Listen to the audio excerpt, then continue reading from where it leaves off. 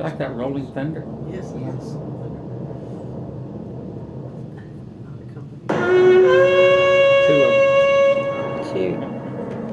It's time to go. And more rolling thunder. More rolling thunder. So after the thunder, what do you say? Shabbat Shabbat shalom. Shabbat shalom. How come Zoe and Uncle James aren't here? Well, Zoe was busy, but I didn't see Uncle James in the kitchen. Never can tell about Uncle James. They might be sampling the grilled chicken fettuccine. Uncle Daryl will be back shortly. Uncle Daryl? Uncle Daryl. Okay. We need a Larry and a couple Daryl. We have one Daryl.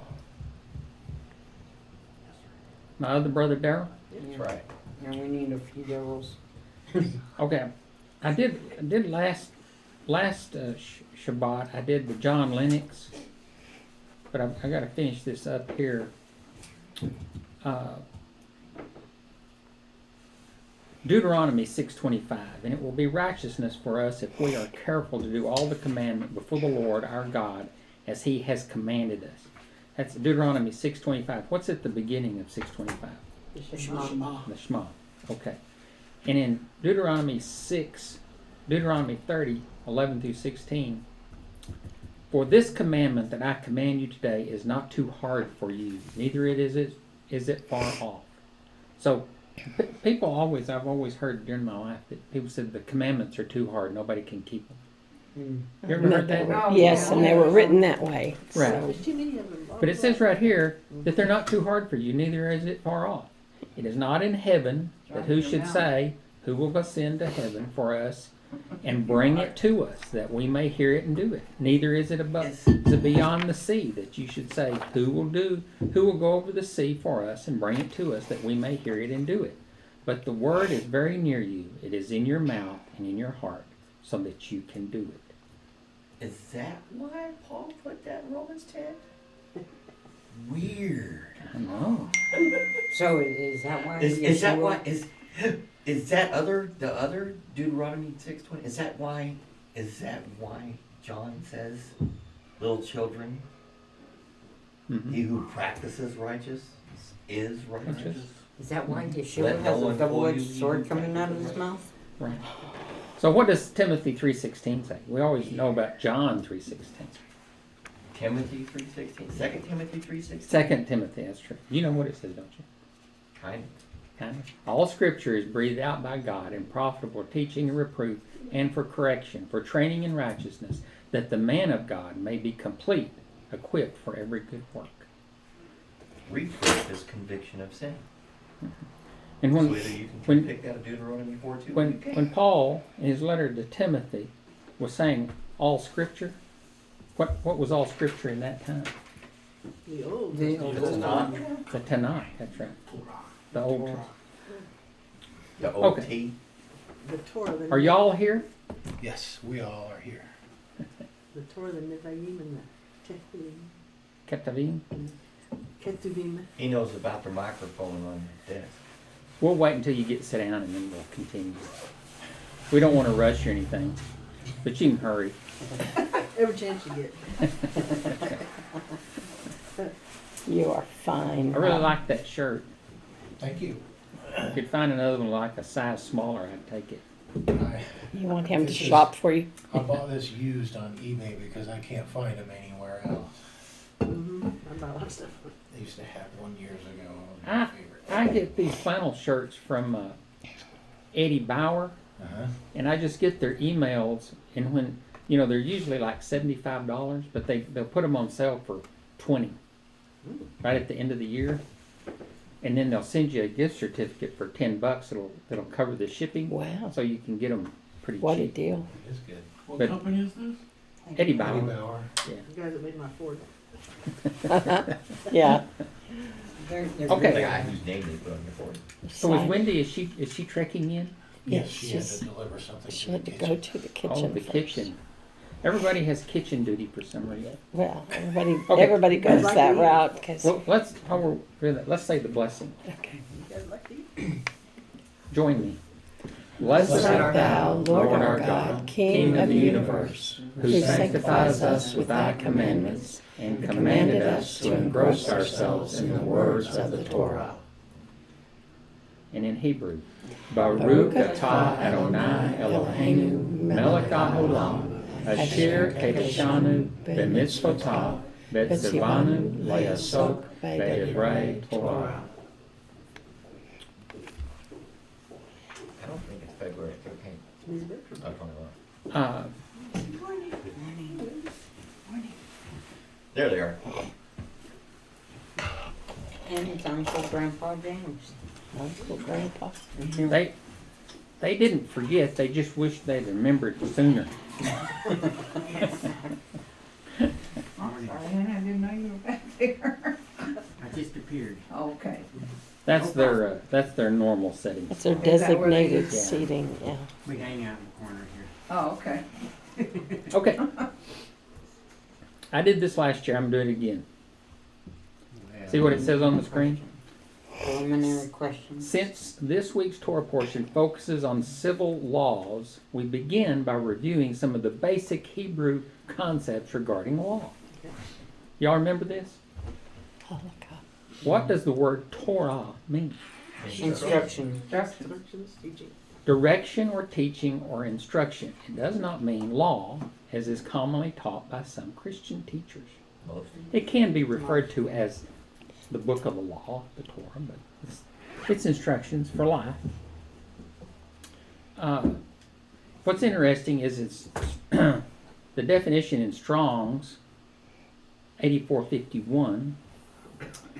A precept or statute, especially the Decalogue or the Pentateuch, the Decalogue, the Ten Commandments, Pentateuch, the Torah.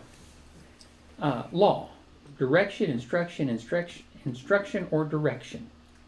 Now, what's interesting, if you go look at that, it says C 3384. It says this is where it comes from. The Torah from 3384. Strong's 3384 is Yarah, a primitive root properly to flow as water, transitively to lay or throw, especially an arrow, or shoot, figuratively to point out by aiming the finger.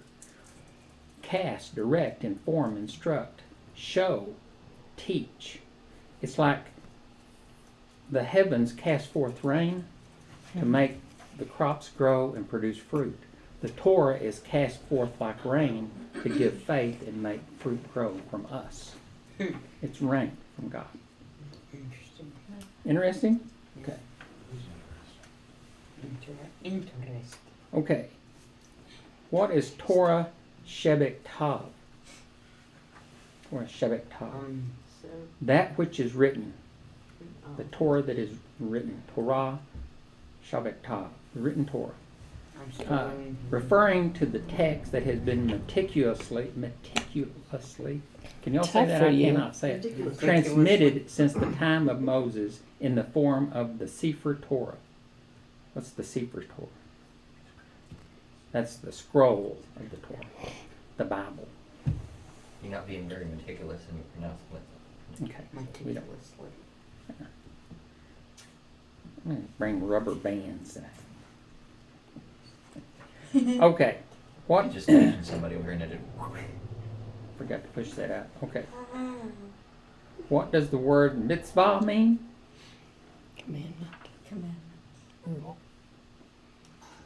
Commandment. Understood as an opportunity to serve God. And the plural of it is mitzvot. Do y'all understand that the commandments are meant for us to serve God? Yes. Mm-hmm. So we're going to talk about service a little bit in a little while. So think about service. You think about service? Okay, according to tradition, how many commandments occur in the written Torah? I'll give you a hint. 613. That's a hint. Okay. I wish I had more hints like that in school. The Yeah. word tarag, that's the Tav, Resh, Yod, Gimel. is an acronym that refers to the 613 commandments. It's really not an acronym. The sum of the letters is 613. Jewish tradition divides these into 248 positive thou shalts and 365 negative thou shalt nots. And they say that there's 248 bones in the body, and there's 365 days in a year. Interesting. The positive commandments are called mitzvot, aseh, and the negative, mitzvot, lo tahaseh. Lo tahaseh. Lo tah. Still learning. Approximately how many commandments occur in the New Testament? 1,030 something. Over 1,000 distinct commandments have been identified. 1,000 distinct commandments. Okay, what's this next one? In the written Torah, what are the 3 basic categories of commandment, of the commandments, of mitzvah? Mishpatim, laws, rules. Kukim, decrees. And edot, testimonials. So 3. See, people are confused about what it says. All of God's judgments and His testimonies. His testimonials. What are testimonials? It's like, Telling, Speaking People's as it is. experiences. right, telling what's right and wrong and giving examples. Right. And that would be moral, ceremonial. What does the word mishpatim mean? Can you give an example? Judgments or laws. Judgment We in there. just talked about it. Derived from the Hebrew word shafat, to judge. An example is not to steal or lie. Now, would you get that not to steal or lie would be a judgment? Yeah, you gotta think about it to do it. That's right. You have to determine in your heart that you're going to tell the truth or if you're going to steal. You know. I mean, people don't just naturally steal. They think about it saying, will I get caught or not? And it's the same for lying. I mean, you ever been caught in a lie? Yes. Everybody that hasn't, stand on their head. I couldn't stand on my head even if I Okay. hadn't never told a lie.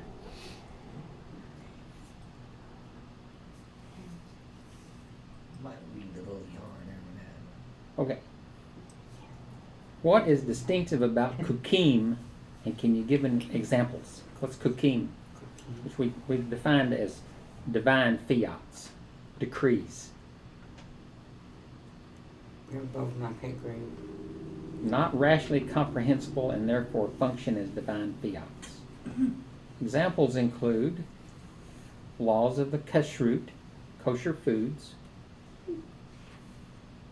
You know, they have to go through, and a rabbi has to bless everything. You know, the oven has to be blessed. There's a bunch of rules for kashrut. In other words, to prepare food. We've had Jewish people come here and speak, and they won't eat anywhere in Amarillo. They won't eat here, but they'll eat at what's it called? The Italian place? Olive Garden. The Olive Garden, because evidently they have an agreement that they will prepare salads and stuff in a kosher manner. Really? So they will go there and they will eat salad. But you would have to ask them to do that, right? They don't do that? No, they say that it's It's done. always the It's case. always the case. Interesting. So, like when David Rubin comes, That's where we he take is. him to the Olive Garden. Then he just eats the salad. He just eats the salad. with their salad, soup, and breadsticks. Now, what's funny is that's the way. What's the guy that was just here? Avi. Avi Lipkin. He was that way, but he's not that way anymore. Did you notice when he came, he ate? I thought that was interesting. Yeah. And he's been here Well- before and he hadn't. Right. true. But see, he's changed. Before, he talked about you and us. And now he says it's us. I like that. Wow. Yeah. That's good. So, we eat clean, but we don't eat Kosher. kosher. We don't eat biblical. What is we eat the biblical reason clean. for eating kosher? Who is it specified for specific people or? No, that's Times or- Jewish tradition. Tradition, yeah. There's nothing in the scripture. It just says, don't eat unclean animals. Yeah. Don't, fish with scales and fins. And it goes through and explains What's what you food? eat. Chapter 1. So where do the laws of kashrut? Jewish, that's the oral tradition. Okay, so it's not in the It's Bible. not in the Bible. No. Chapter But 1. it's not And that there's a things- lot of rules. It's right. Fences around the door. It's a fence About- around the about the Torah. food. Yeah. Be careful. Don't eat anything that you shouldn't. Define what work is.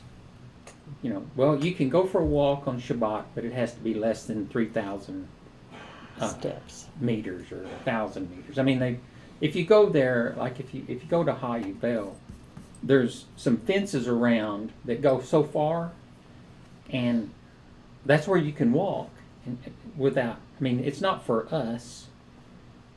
They don't care how you bell, and so they don't care how far you walk.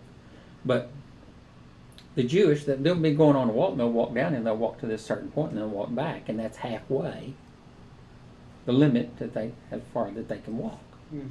Okay, so that they're observing their tradition.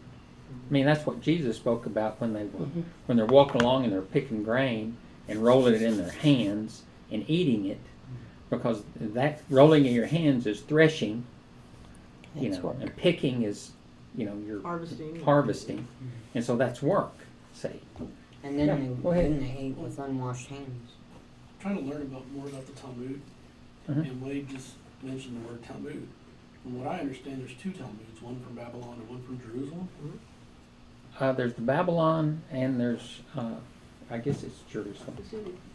I don't know. Yeah. So I'm sure you did. the one from Babylon, The one there. since that's No, where the you look into mother of that. all idolatry came from, Well, and didn't is Sorry.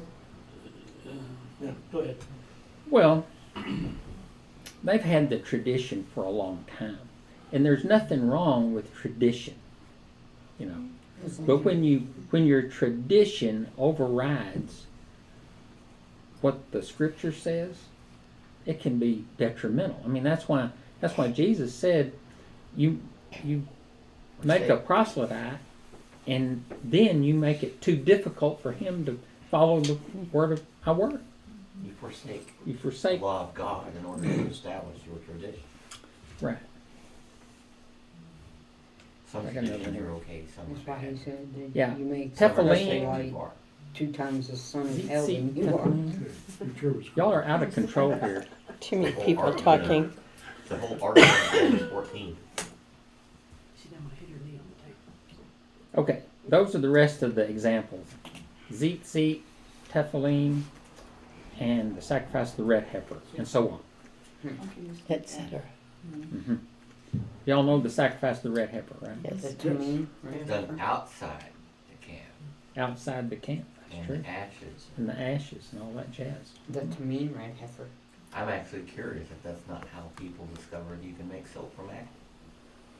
Are all people intended to keep all the commandments? No. Hey, he got it right. Okay, some pertain only to women, some only to priests and Levites, others to kings, etc. So nobody is required to keep them all. Certain people keep more than others. And yet when you say you're Zechariah and keeping the Elizabeth would laws, have had a good bunch of when them. you keep all That's 613. According to the Mishnah, that's another part of the Talmud, women are exempted from those commandments that are restricted by time. So, when people come in late and they're women, that's just the way it is. They're exempted from being on the Just like Rob got here, you didn't. We understood. You're exempted from those. He's walking in And dangerous danger, territory. danger zone, danger zone. She That's didn't come right. till this week. Yeah, that's right. So, It can be late, it's. okay. We should Is- all watch the Nothing In, Box for is, that one. in Israelite tradition, what does the word halakha mean? Laws. The way to walk. Right? Look at that. The way to walk. I The way to apply the various commandments in everyday life. So, it's similar to simcha. Halakha. You know, they asked Jesus, what is your simcha? What did that mean? What are your teachings? No. Who did you train under? Ah, You know. Did Jesus train under anybody? the Father? No. The Father. Well, that's why I say he is the Father. Yes. So he didn't train under anybody. No. What did he tell them? He said, tell me who John the Baptist got his simcha from, and I'll tell you who I got mine from. Right. And they said, well, we can't do that. We don't know. And he said, well, I ain't telling you either. No, neither will I tell you. Well, I thought that was pretty cool. Okay, So that's traditional bad. halakha includes takanot, case law, gerazot, restrictions, and minhagim, customs. And those are all covered kind of in this Torah portion. Case law, restrictions. What do you mean case law? Okay. Case law is like if you go to court, Mm-hmm. they look at other decisions by other judges to determine how things have been done in the past. That's why when they have a Supreme Court ruling, the Supreme Court justices go back and review they have people that work for them, they don't do it personally, but they review all of the case law affecting that system. And they try not to overturn things that have been done in the past. Okay. And when they do, you know, like the law for saying that abortion is okay, okay, that overturned tradition. It overturned the law, the biblical law of murder and all that kind of stuff. But it was a big deal. I mean, if anybody was alive in 1972, it was. I wasn't even born yet. Anyway, that's what case law is. Okay, these correspond to the three categories of commandments found in the written Torah. So the written Torah covers case law, restrictions. In other words, the Torah doesn't say do things in a vacuum. You're going to have to live, so. Yeah. In other words, you have to make rational decisions, and you don't make decisions that adversely affect your society. In other words, to follow the letter of the law. In other words, somebody's ox falls in the ditch on Shabbat. Okay? You say, well, the letter of the law says Leave it there. leave it there because you can't do work. But the higher commandment says Life. don't do that. Go get it out. It's okay. You know, we have to make rational decisions. Preserve life, Preserve life. human case. Thank you for helping me out. Okay, so Mishpatim, we've got 7 parshas. Let's see here. The 7 aliyahs. Laws concerning slaves, concerning violence, concerning property, laws and restitution, social and religious laws, justice for all, sabbatical year and Shabbat, the annual festivals, conquest of Canaan promised, and the blood of the covenant. And what's the salient point here that we're going to? Let's be on the mountain. On with the God. mountain with God, justice for all. In other words, God says, justice you shall proclaim. In other words, what's important about justice? Do y'all know what the best argument for justice is? God's justice is a child is kidnapped and they find them in the woods dead. Horrible thing. They search around, they never can find who did it. Will that child ever get justice? Yes. Yeah. Because God is just. He will punish the person that did that. There will be ultimate justice. He knows who did it. Right. But if there is no God, there is no justice. I mean, that's a profound statement. If there is no God, there is no justice. You know, there's that no God, and no peace. No God, no peace. And understand that we got the N-O and the K-N-O-W in there. There's no rest for the wicked. That's right. Okay, so now we can start the regular stuff. Yay. I was gonna say, Could probably continue. do something with that no Torah. I no think law. I think I just had an editorial comment. I like your other stuff, so your extra stuff. Extra stuff. Okay, I see on the page. Exodus 21, 1 through 19. Now these are the ordinances which you are to set before them. If you buy a Hebrew slave, he shall serve 6 years, but on the 7th he shall go out as a free man without payment. If he comes alone, he shall go out alone. If he is the husband of a wife, then his wife shall go out with him. If his master gives him a wife, and she bears him sons or daughters, the wife and her children shall belong to her master, and he shall go out alone. But if the slave plainly says, I love my master, my wife, and my children, I will not go out as a free man, then his master shall bring him to God. Then he shall bring him to the door or the doorpost, and his master shall pierce his ear with an awl, and he shall serve him permanently. If a man sells his daughter as a female slave, she is not to go free as the male slaves do. If she is displeasing in the eyes of her master, who designated her for himself, then he shall let her be redeemed.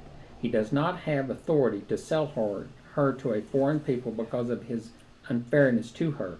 If he designates her for his son, he shall deal with her according to the custom of daughters. If he takes to himself another woman, he may not reduce her food, her clothing, or her conjugal rights. If he will not do these 3 things for her, then she shall go out for nothing, without payment of money. He who strikes a man so that he dies shall surely be put to death. But if he did not lie and wait for him, but God let him fall into his hand, then I will appoint you a place to which you may flee. If, however, a man acts presumptuously toward his neighbor, so as to kill him craftily, you are to take him, and even from my altar, that he may die. He who strikes his father or his mother shall surely be put to death. He who kidnaps a man, whether he sells him or is found in his possession, shall surely be put to death. He who curses his father or his mother shall surely be put to death. If men have a quarrel, and one strikes the other with a stone or his fist, and he does not die but remains in bed, if he gets up and walks around outside on his staff, then he who struck him shall go unpunished.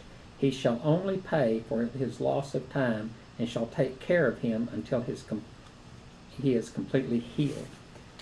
So,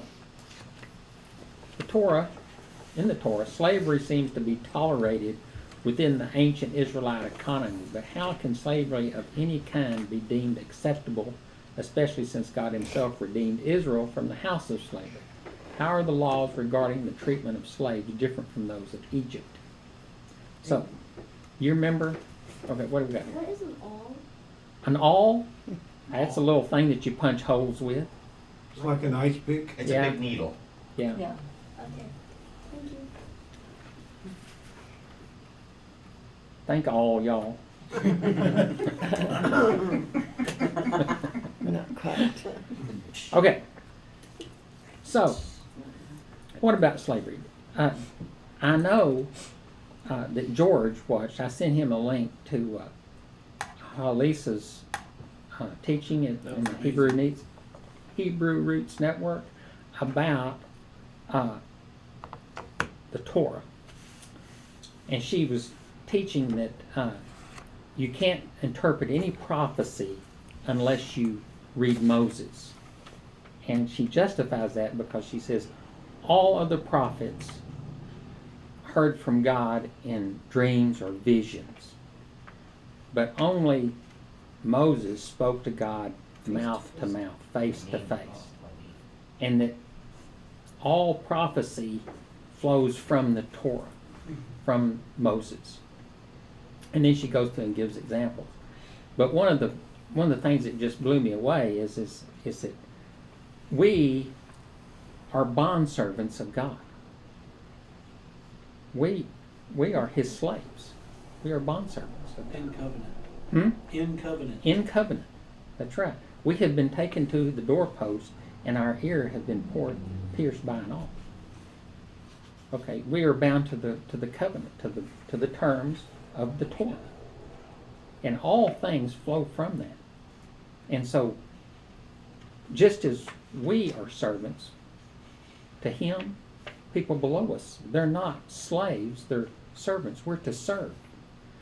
That first comment I said about mitzvot, doing a command. What is that? That's a service to God. When we fulfill the commandments, we're serving God. Okay?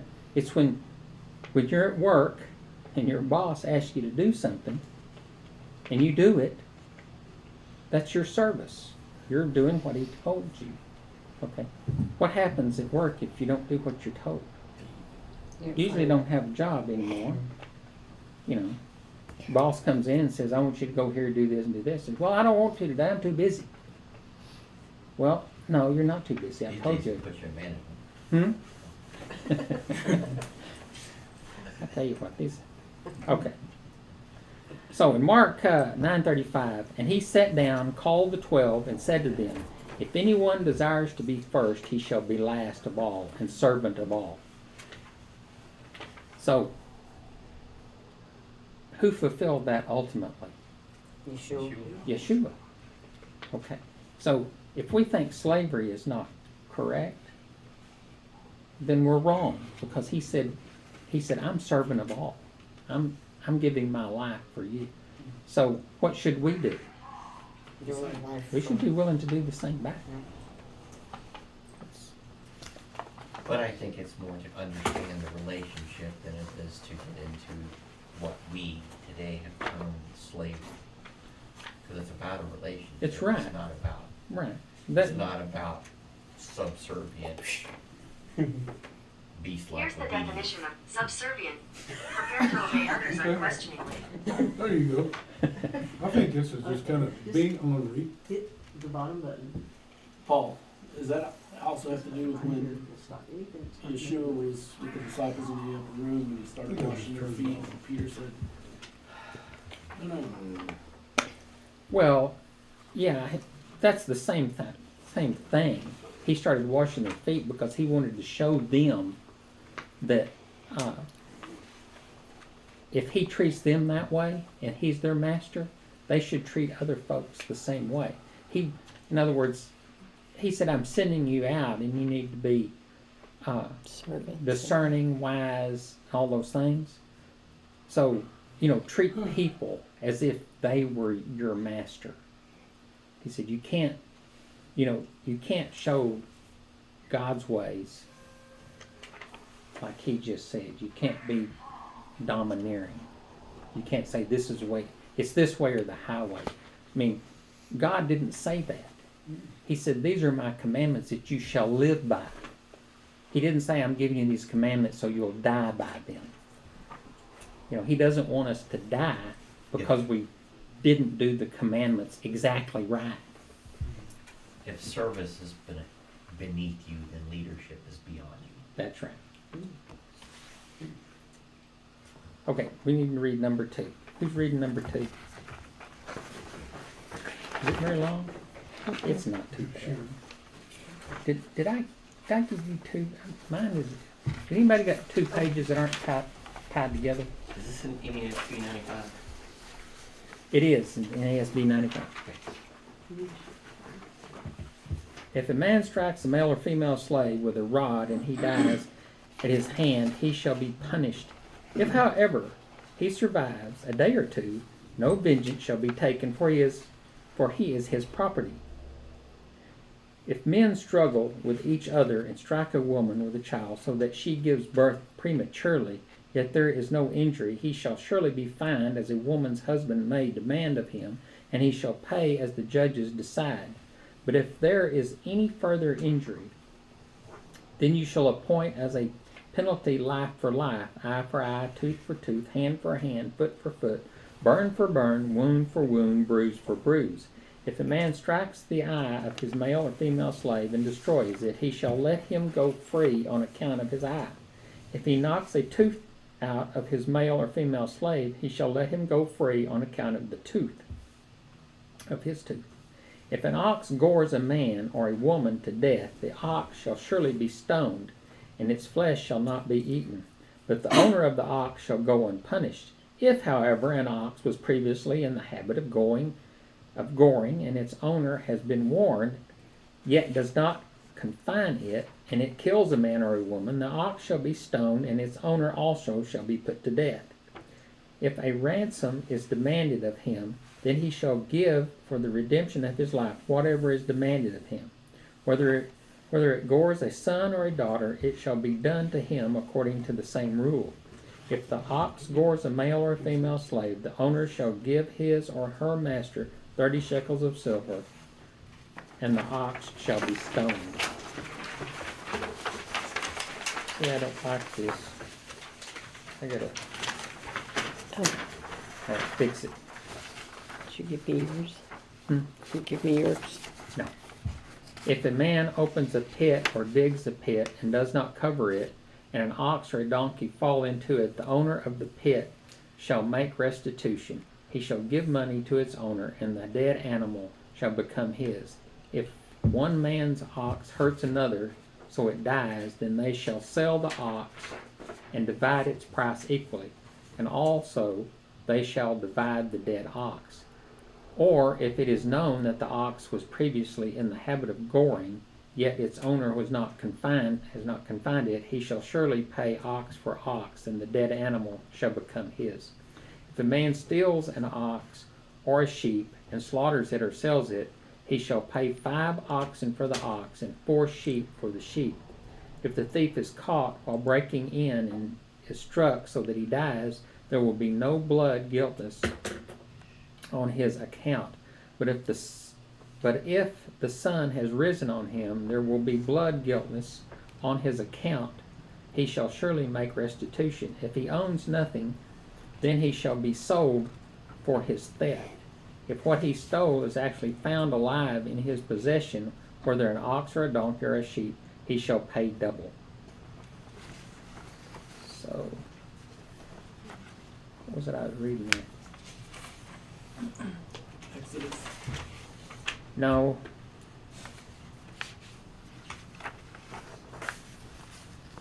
I had a thought when I was reading that and it left me. No, the deal is I printed an extra copy that I didn't staple. I left it on the printer. Uh-huh. So yeah. Now I'm looking around and thinking, oh, you never went and got that other copy you printed. So it's okay. So the sages interpret the Torah statement an eye for an eye exclusively in terms of financial restitution. Money must be given to commensurate to the injuries suffered by the victim in a civil case. This interpretation, however, is based on Jewish oral law, not on the written words of the Torah itself. The Talmud discusses the formulas for determining compensation. Eye for eye refers to the difference in the value between a servant who would be sold before the injury or in his later condition. Burn for burn references the amount of money someone would be willing to accept for the pain and suffering. Wound for wound refers to the cost of lost employment, and so on. What do y'all think about our laws for just compensation that we have now? You know, you're injured and you sue and you get compensation. They're a little frivolous. Hmm? They're a little frivolous. Yeah, juries have In some become cases. Mhm. Juries not have become justice. insane. But what I disagree with is class action lawsuits. Do y'all know what a class action lawsuit is? Why are they unjust? Because everybody gets like 20 bucks except the lawyer. That's right. They only benefit lawyers. That's true for a lot of lawsuits. Yeah. Well, I've been in lawsuits. So I know how they work. If you're suing someone, and it's not a class action, but you're suing someone because you were harmed, what they do is the law firm says, whatever the settlement is, I want 15%. And you think, well, 15%, that's a lot. But that's not the way it works. What it is they say, okay, we're going to sue them for, say in my case, I'll just give you the example. We sued a customer that aborted their contract for $240,000. And so when it was settled,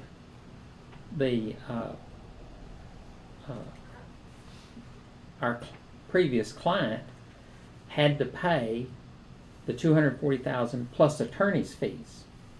So the attorney's fees was added to the $240,000, which it was $120,000, and then they got 15% of that, which we ended up getting more money than what we sued for, because 15% wasn't as much as the $120,000 was, if you do the math.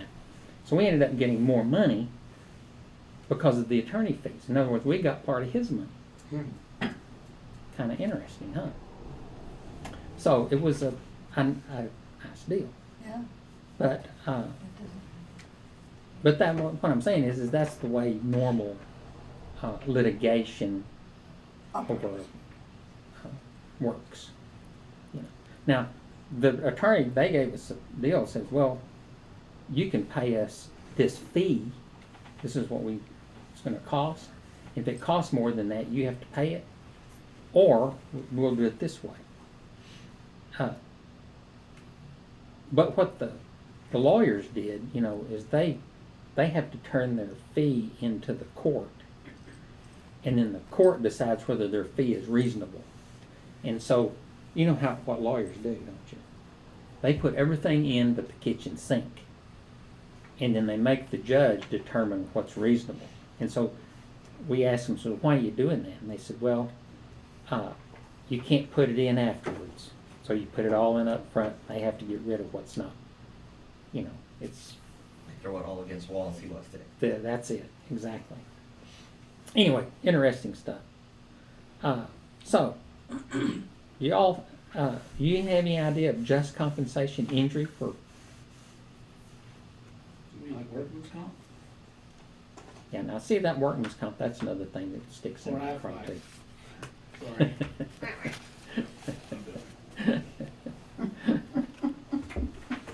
Yeah, a lot of things that the United States governments, the state governments and stuff, you have workman's compensation and stuff like that, and it's arbitrary. I mean, it would be different if it wasn't arbitrary, and I don't know. There's just things about it that are good and bad, but it's not. The premise is good, but there's people involved. That's right. People are going to abuse it. If you Right. make a way for somebody or happen a way for somebody to abuse it, they will. Well, what I'm getting at is we've turned a biblical principle over to a Cash cow. a bureaucracy. And so the bureaucracy is a self-serving thing. And so the bureaucracy grows and gets benefits and costs money, and then the money you pay for that has to support them, and the victims don't get it. See, their compensation goes down because of the bureaucracy. It's just like any other. It's like legislated Social Security. What it does is people don't save because they think they're going to live on Social Security. And when it comes down to it, a lot of times you can't live on Social Security if you don't have other income or savings or whatever you're going to do. So, And it's designed on the premise that there's going to be more people in the workforce continuously. It never ends. right. And then they pass this abortion law, and then the population, goes down, because... Along with technology. Right. Anyway, there's a lot of things that aren't biblical because we legislate God's law, It's not stimulating. and it's not bad. It's It's not bad that we legislate God's law. What it's bad is that we don't follow God's law, so we don't have to legislate it because He is the legislator. it is perfect, That it's perfect. That's right. and we had to add to it. Or take away from Now that's weird. Okay, number 3. Sharon, you can read number 2. I like If- Sharon. I'm not going there. I'm looking for weird names. If a man lets a field or vineyard be grazed bare and lets his animals loose so that it grazes in another man's field, he shall make restitution from the best of his own field and the best of his own vineyard. If a fire breaks out and spreads to thorn bushes so that stacked grain or the standing grain or the field itself is consumed, he who started the fire shall surely make restitution. If a man gives his neighbor money or goods to keep for him, and it is stolen from the man's house, if the thief is caught, he shall pay double. If the thief is not caught, then the owner of the house shall appear before the judges to determine whether he laid his hands on his neighbor's property. For every breach of trust, whether it is for ox, for donkey, for sheep, for clothing, or for any lost thing about which one says, "This is it," the case of both parties shall come before the judges. He whom the judges condemns shall pay double to his neighbor. If a man gives his neighbor a donkey, an ox, a sheep, or any animal to keep for him, and it dies or is hurt or is driven away while no one is looking, an oath before the Lord shall be made by the two of them that he has not laid hands on his neighbor's property, and its owner shall accept it, and he shall not make restitution. But if it is actually stolen from him, he shall make restitution to its owner. If it is all torn to pieces, let him bring it as evidence. He shall not make restitution for what has been torn to pieces. If a man borrows anything from his neighbor, and it is injured or dies while its owner is not with it, he shall make full restitution. If its owner is with it, he shall not make restitution. If it is hired, it came for its hire. If a man seduces a virgin who is not engaged and lies with her, he must pay a dowry for her to be his wife. If her father absolutely refuses to give her to him, he shall pay money equal to the dowry for virgins. You shall not allow a sorceress to live. Whoever lies with an animal shall surely be put to death. He who sacrifices to any god other than to the Lord alone shall be utterly destroyed. You shall not wrong a stranger or oppress him, for you were strangers in the land of Egypt. You shall not afflict any widow or orphan. If you afflict him at all, and he does cry out to me, I will surely hear his cry.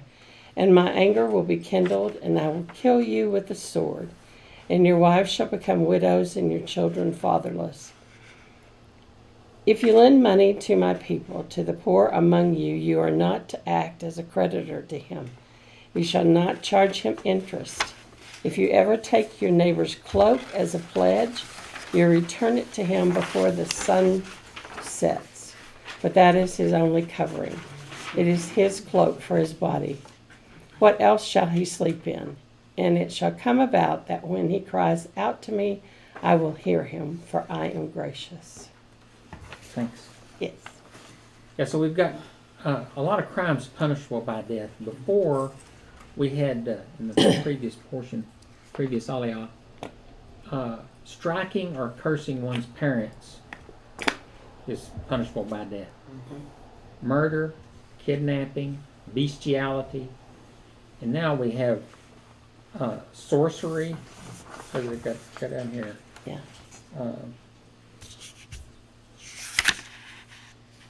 You shall not allow a sorceress to live. Whoever lies with an animal, that's bestiality. Whoever sacrifices to any god other than Yahweh shall be utterly destroyed. So there's several crimes that we commit that we don't get killed for. Mm-hmm. But they're all punishable by death. Mm-hmm. I had an aunt that used to go, she'd come to Amarillo and down on, I think it's on 10th, maybe Georgia and 10th, right along in that area, there was a palm reader. And, you know, There's one on 40 right now. is there? Mm-hmm. Yeah. Just west of Bell. Anyway, I asked her one time, I said, what on earth are you thinking? She didn't like that. What did you say to her? What are you thinking? You know, what were you dropped on your head? I mean, stuff like that. Well, there used to be one on Washington. Was it Washington? There's on Washington. But now it's on I-40. And now there's West of just west of Western on the access road as you're coming up there. Yeah. Well, what I remember, I don't remember the exact address, but it had this sign with a big hand on it. And it said palm reader on it. Well, that's inventive. So are those people supposed to be put to death that do that stuff? Yeah, that's Yes. So are we supposed to call in a drone strike? I'm just curious. So, well, Okay. What I'm saying is that you shouldn't do those things. You do whatever your career can handle, sir. Yeah. Watch out, bring up a child in the way he should go, and he will not depart from it. So he's going to grow up saying, Dad said get a drone strike. Okay. There we go. They're straight. cover your ears. Earmuffs. Okay. So there's a lot of stuff. Okay, number 4. We've got to move along here. Number 4. You shall not curse God or curse a ruler of your people. You shall not delay the offering from your harvest and your vintage. The firstborn of your sons you shall give to me. You shall do the same with your oxen and with your sheep. It shall be with its mother 7 days. On the 8th day you shall give it to me. You shall be holy men to me. Therefore you shall not eat any flesh torn to pieces in the field. You shall throw it to the dogs. You shall not bear a false report. Do not join your hand with a wicked man to be a malicious witness. You shall not follow the masses in doing evil, nor shall you testify in a dispute as to turn aside after a multitude in order to pervert justice. You shall be partial to a poor man in his dispute. If you meet your enemy's ox or his donkey wandering away, you shall surely return it to him. If you see the donkey of one who hates you lying helpless under its load, you shall refrain from leaving it to him. You shall surely release it with him. So, in here is the phrase is lo tehe akri rabim. Do not follow the crowd. It says don't join with everybody just because they're getting ready to do something bad and it's a crowd. Yeah, everybody else is doing it when it comes to doing wrong. So in 23:2 it says, you shall not follow a crowd to do evil, nor shall you testify in a dispute as to turn aside after many to pervert justice. So, do you think, this is just a question, do you think that learning about Jewish values can help keep you from blindly following the crowd? What helps you retain your integrity in the face of peer pressure and otherworldly attractions? Keeping the Torah. Keeping the Torah.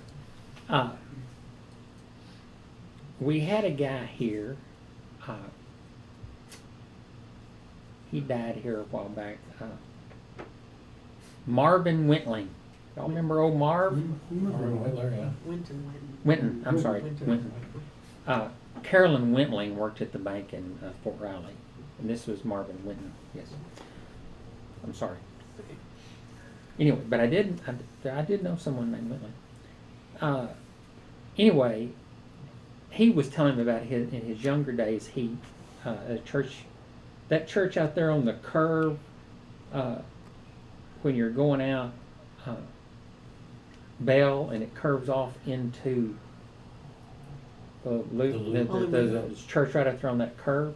Yeah. Okay, he built that church. He was a builder, contractor, but he built that church, and it was for his people that he was congregating with built it.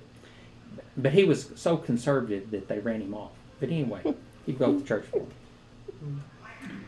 But anyway, one of the things he taught teenage Sunday school class, and he told his teenager, he said, what you need to do is you need to read a proverb every day. There's 31, so you read one proverb per day, and so through the month you read every chapter in Proverbs. And if the month doesn't have 31 days in it, on the last day you just read whatever's left over. Okay? And he said, if you do that through your life and you meditate on the Proverbs, he said you will understand the Torah, and you'll understand what you're reading everywhere in the Bible, because it sets out those precepts that you need to be looking for. And he was telling this because he said there's a lady here, and she has a Spanish surname, but she's a judge.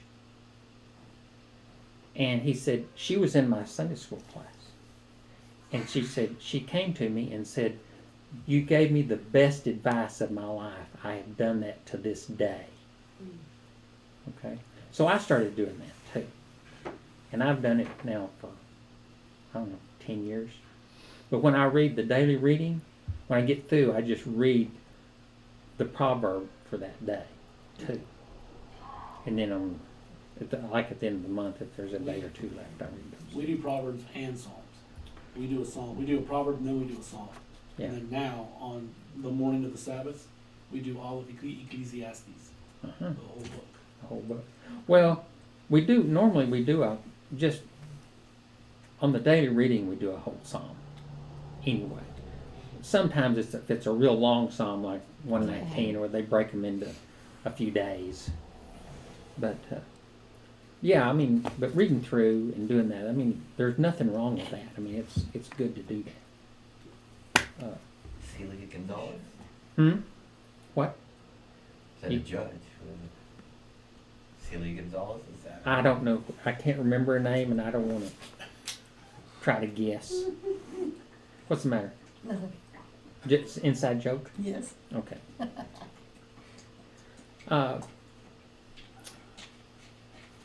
Okay, when challenged, now this is interesting. We're talking about the Talmud stuff. When challenged by a Gentile to be taught the entire Torah while standing on one leg, the sage Hillel responded with, Vehafta areacha kamoka. We say that in the, Jesus said that as the second of the greatest commandments. Love your neighbor as yourself. And continued by saying, what is hated when done to you, do not do to your fellow. All the rest is commentary. In other words, love your neighbor as yourself, and whatever you don't like done to you, don't do it to anybody else either. All the rest is commentary. Do you think that sums up the Torah? Yes. If you were standing on one leg. Now, what does standing on one leg mean? You're not balanced. What happens when you think somebody's shining you on? Say, you don't have a leg to stand on. So when you're standing on one leg, what it's talking about is, do you know what you're talking about? Do you know what you're standing? Is that leg going to hold you? Number 5. El número 5. Did you get that? El número 5? Poquito. Oh, excuse me.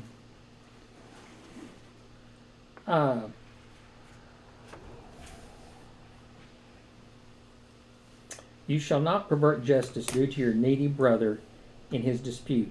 Keep far from a false charge, and do not kill the innocent or the righteous, for I will not acquit the guilty.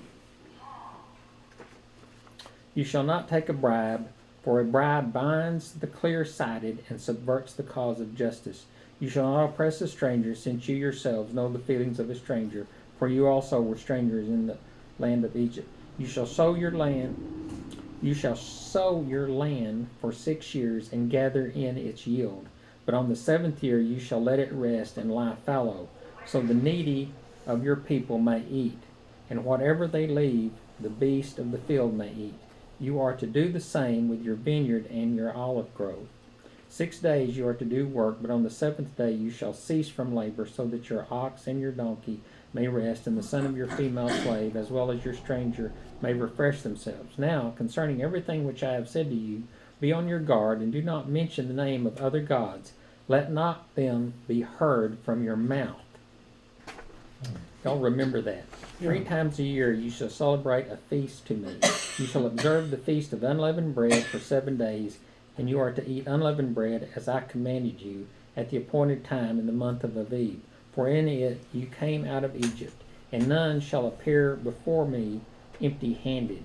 Also you shall observe the feast of the harvest of the first fruits of your labors from what you sow in the field. Also the feast of the ingathering at the end of the year, when you gather in the fruit of your labors from the field.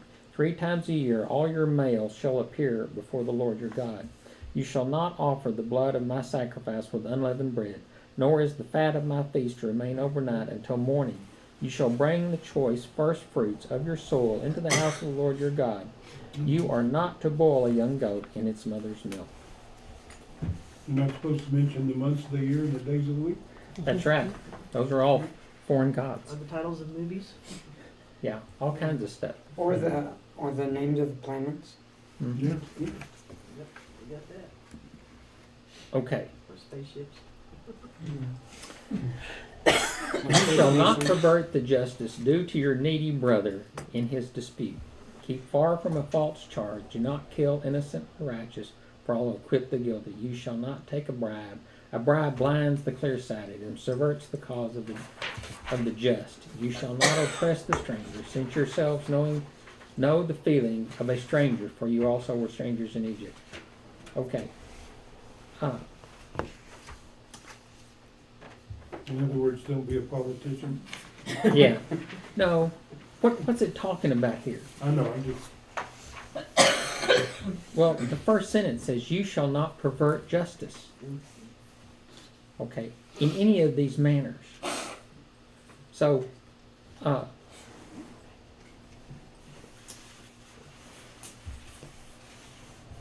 get upset because when I see things that pervert justice. Do y'all get upset when you see things that pervert justice? Excessively.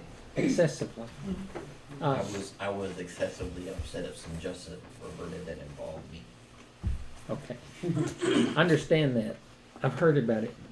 I think I know exactly what you're talking about, as a matter of fact. But we're all subject to that. I mean, we have been unjustly accused, and it's hard, when somebody accuses you of something, it's hard to prove them wrong. You know? Yeah, because everybody find you guilty. Mm-hmm. Well, I mean, you know, that's what libel suits and all that kind of stuff are about, is when you get unjustly accused. What do you do? Okay, in here it's got the 3 required holidays. Now, there's 3 holidays, but how many feast days are there? 3 feast days. Well, 7. no, there's 3 pilgrim feast days, but how many festivals are there? 7. 7. 8. Yeah. The Passover has Passover unleavened bread and first fruits. Shavuot is the Feast of Weeks.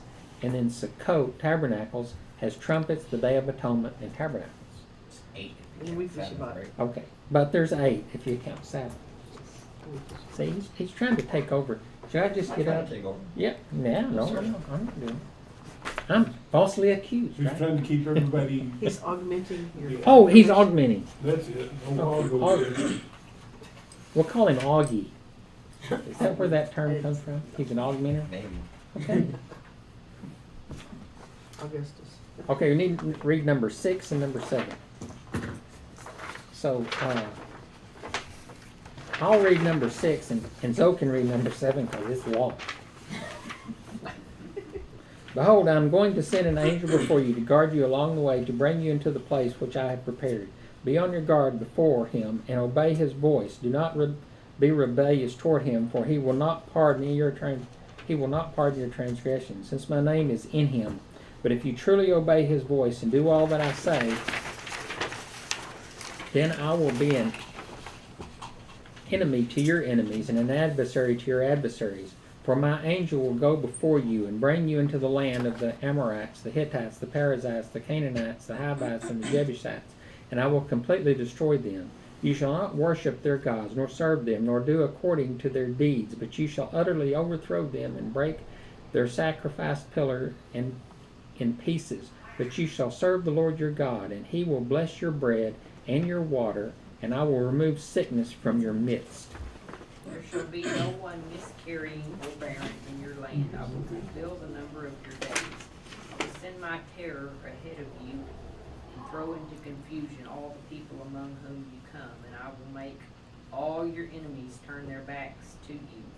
I will send hornets ahead of you so that they will drive out the Hivites, the Canaanites, the Hittites before you. I will not drive them out before you in a single year, but that the land may not become desolate, and the beasts of the field become too numerous for you. I will drive them out before you little by little, until you become fruitful and take possession of the land. I will fix your boundary from the Red Sea to the Sea of the Philistines, and from the wilderness to the river Euphrates, for I will deliver the inhabitants of the land into your hand, and you will drive them out before you. You shall make no covenant with them or with their gods. They shall not live in your land, because they will make you sin against me. For if you serve their gods, it will surely be a snare to you. Then he said to Moshe, Come up to the Lord, you and Aaron, Nadab and Abihu, and 70 of the elders of Israel, and you shall worship at a distance. Moshe alone, however, shall come near to the Lord, but they shall not come near, nor shall the people come with him. Then Moshe came and recounted the people of all the words of the Lord and all the ordinances, and all the people answered with one voice and said, All the words which the Lord has spoken we will do. Moshe wrote down all the words of the Lord. Then he arose early in the morning and built an altar at the foot of the mountain with 12 pillars for the 12 tribes of Israel. He sent young men to the sons of Israel, and they offered burnt offerings and sacrificed young bulls as peace offerings to the Lord. Moshe took half of the blood and put it in basins, and the other half of the blood he sprinkled on the altar. Then he took the book of the covenant and read it in the hearing of the people. And they said, All that the Lord has spoken we will do, and we will be obedient. So Moshe took the blood and sprinkled it on the people and said, Behold the blood of the covenant which the Lord has made with you in accordance with all these words. Then Moshe went up with Aharon, Nadab, Abihu, and 70 of the elders of Israel, and they saw the God of Israel. And under his feet there appeared to be a pavement of sapphire, as clear as the sky itself. Yet he did not stretch out his hand against the nobles of the sons of Israel. And they saw God, and they ate and drank. Now the Lord said to Moshe, Come up to me on the mountain and remain there, and I will give you the stone tablets with the laws of the commandments which I have written for your instruction. So Moshe arose with Yehoshua his servant, and Moshe went up to the mountain of God. But to the elders he said, Wait here for us until we return to you. And behold, Aharon and Hur are with you. Whoever has a legal matter, let him approach them. Then Moshe went up to the mountain, and the cloud covered the mountain. The glory of the Lord rested on Mount Sinai, and the cloud covered it for 6 days. And on the 7th day he called to Moshe from the midst of the cloud. And to the eyes of the sons of Israel, the appearance of the glory of the Lord was like a consuming fire on the mountain top. Moshe entered the midst of the cloud as he went up to the mountain. And Moshe was on the mountain 40 days and 20 nights. So, when the Israelites were offered the Torah, the book of the covenant, and all the various commandments, they answered in unison, "We shall do and obey." In other words, they put their commitment to God first before they fully understood what was required of them. Do you need to understand in order to obey, or are you able to obey in the hope that you might come to understand? The second one, The second one? the latter. Have y'all ever said that in your life? Yes. Multiple If you have times. children, you tell them, go do so and so. Why? Because I told you so. Because you can't explain to them obedience. You say, what do you mean, because I told you so? Well, someday you will understand that statement yourself.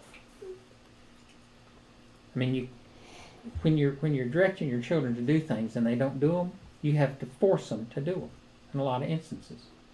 Okay? Because they want a reason why. And the reason why is because we're a family, I'm the leader of the family, I ask you to do something, you go do it. That's why. And sometimes they say, well, I don't want to. Well, I know you don't want to, but you have to. But when they say, I'm not gonna, that's when you have to. That's when you have to take action. Yeah. Thy rod and thy staff. Yeah, they'll comfort me. Yeah. Okay, discuss the statement.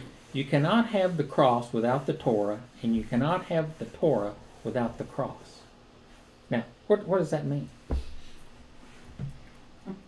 They're hand Well, in hand. when Jesus was talking to the Pharisees, what did he tell them? They said, we have Moses and the prophets. And he said, well, if you would have known Moses, you would have known me. He's in the volume of the scroll. He's in the volume of the scroll. So the whole book of the Torah is about Jesus. It's about redemption.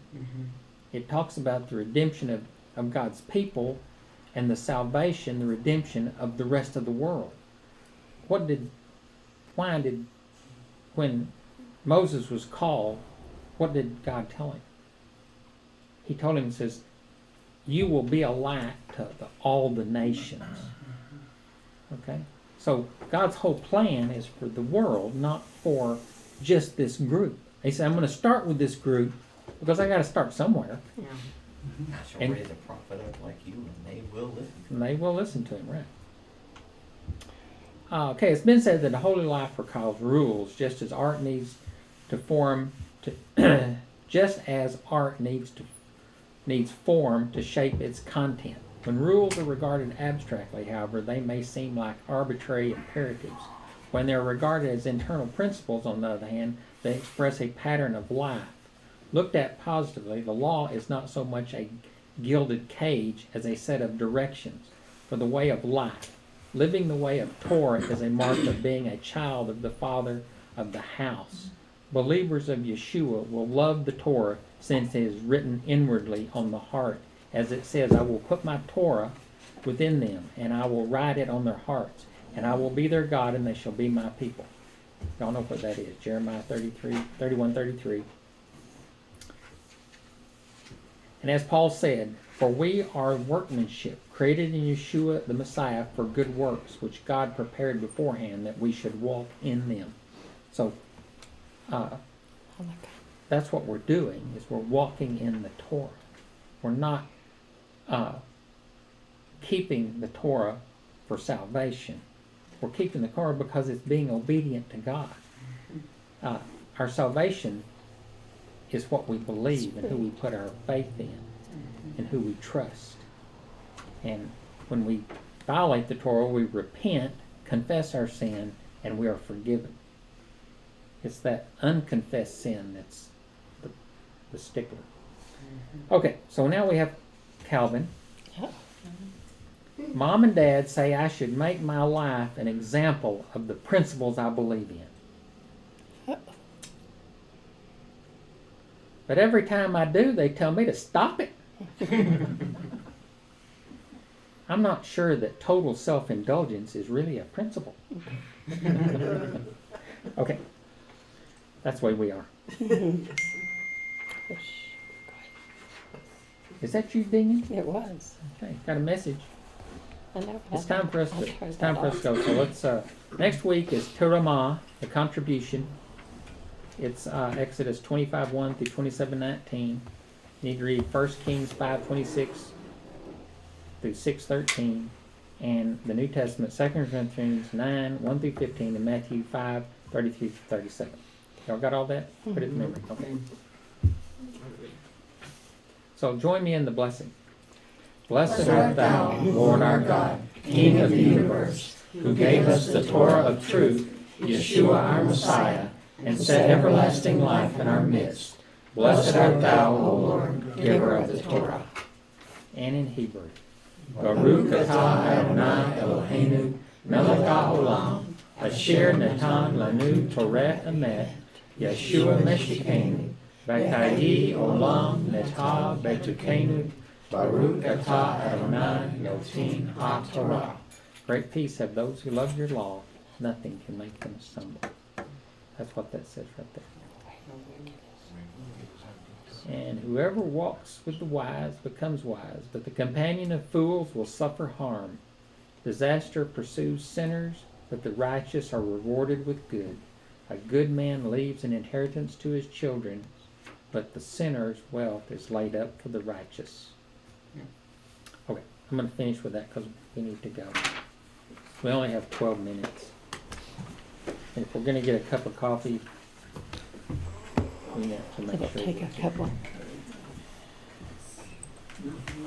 No, go ahead, honey, I'm taking a I while. ended the stream. I ended the stream. Put it on my account, I ain't got any, and I don't have my I was purse. glad to hear Gail was feeling I found it was kind of I funny. know. Did what? I know she was so concerned about her mom. Funny, interesting? Yeah, it says, if you do Or what anything. God Oh, tells you want a cup of coffee? How do you take care of her and not give her anything? You're a gentleman and a scholar. If you do what God I have says, some it little says, things. I will remove sickness from your midst. Not a vaccine, not a I was doctor. with her yesterday, she came to my house for Yep, that's true. Oh, how fun. Yeah, that's good. Well, and you know, it's, we just have to live, you know, we just have to, and trust that time is protected. Yes. And when the time comes, then that's, you know, when, God's will be done. yeah, so that's why I try to keep reminding myself. My mother had illness for a long time before we had all of this mess. And I think all the time about how worried and scared she would have been with all of this going on. I'm kind of glad my mother's not acutely aware, I mean. Yeah, of all the stuff That's going good. on. Well, It's that, kind of- yeah. How old is your mom? How old is she? Mhm. 95. 95. It's like amazing. Yeah. She's 3 years younger than my mom. My mom died when she was 91. Did she? So she lived really a good long, Long time. yeah. My mom used to tell me, she hasn't said it lately, but she's like, I really only want to live another year. So I just, you know, and I say, I understand, and I give her a hug, and I say, we don't always be the ones to choose, you know, when. Yeah, yeah. But the other day I took her DNR, because I don't know, it was in some cupboard. It was like taped in the door of it, and I'm like, Oh, yeah, I put it third out grade. on her bulletin board. So Yeah, if so anybody it's comes running visible. in here, Yeah. there it See, is, right I there. had mother's medical power of attorney, but I didn't carry it around with me. So when the time came, I thought, well, they have it on file, Yeah. but they won't Because go of the look it fourth up and grade pull it and, out.